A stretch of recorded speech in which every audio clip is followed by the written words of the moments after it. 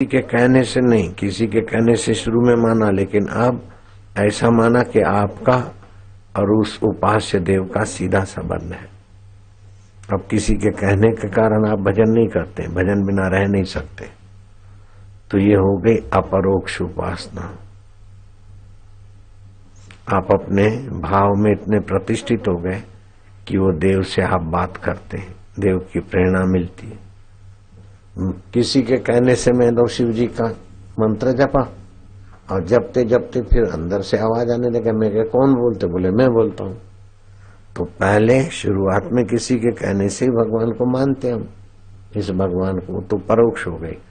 फिर थोड़ा मानते मानते दूरपना हट जाता है, अपरोक्ष नजीकता आती है। और फिर तीसरा उपासना का रूप है मैं वही हूं, जो शिव का आत्मा है वही मैं हूं, जो कृष्ण का आत्मा है वही मैं हूं। और अहंग्रह उपासना तो कई जगह पर वर्णन मिलता है कि ध्रुव बोलते थे मैं ही साक्षात नारायण, मैं कुठाधिपति हूं। और शेष शया पर हूं, इसको बोलते अहंग्रह उपासना। जैसा इष्ट देव है उसी के रूप में अपने को मानना, यह है उपासना। लेकिन इन उपासना के भेदों में शुरुआत वाला साधक, मध्य का साधक, आखिरी का साधक, लेकिन उसको ये उपासना के बल से प्रेरणा मिलेगी तत्वज्ञानी गुरु के पास जाने की। फिर वो आकृति वाले भगवान उपासना ज्ञान में बदल जाएगी, तत्व रूप से मैं वही हूं। और इतना इतना इतना नहीं, अनंत ब्रह्मांड जिसमें पैदा हो के विलय हो रहे, वो मैं चिदाकाश हूं, ये साक्षात्कार हो जाएगा। इसका तो वर्णन एक समाधि योग समाधि की सिद्धियां अलग है, लेकिन परम सिद्धि साक्षात्कार की वो बहुत निराली है, ऊंची। फिर चाहे वो योग समाधि करे, चाहे उपासना करे, चाहे व्यवहार करे, चाहे समाधि करे, चाहे विपरीत करे, उसमें कर्तृत्व होता ही नहीं, भोक्तृत्व होता ही नहीं। मुक्त आत्मा तस्य तो तुलना की न जायते।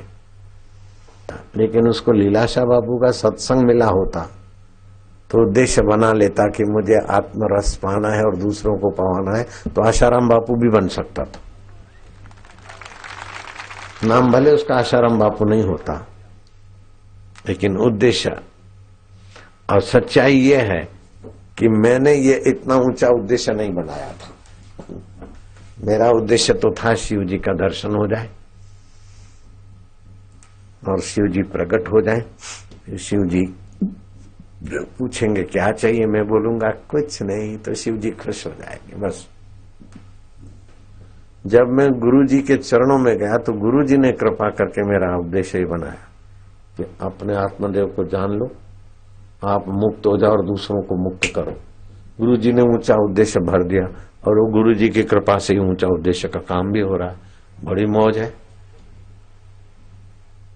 आप भी ईश्वर के सुख में रहो, दूसरों को भी पहुंचाओ। मेरे तो दोनों हाथ में लड्डू। मैं तो जरा सा रेवड़ी लेने को गया था, गुरु जी ने देसी घी के केसर कस्तूरी वाले लड्डू ही थमा दिए। वो लड्डू तो नष्ट हो जाएंगे, ये लड्डू तो काल भी नष्ट नहीं कर सकता। अकाल तत्व के लड्डू हैं। योग, ज्ञान, भक्ति, ये वो मौज ही मौज हो गए। तो कभी कभी सतगुरु हमारा ऊंचा उद्देश्य बना देते, तब हम उसको लग जाए तो भी बहुत लाभ होता।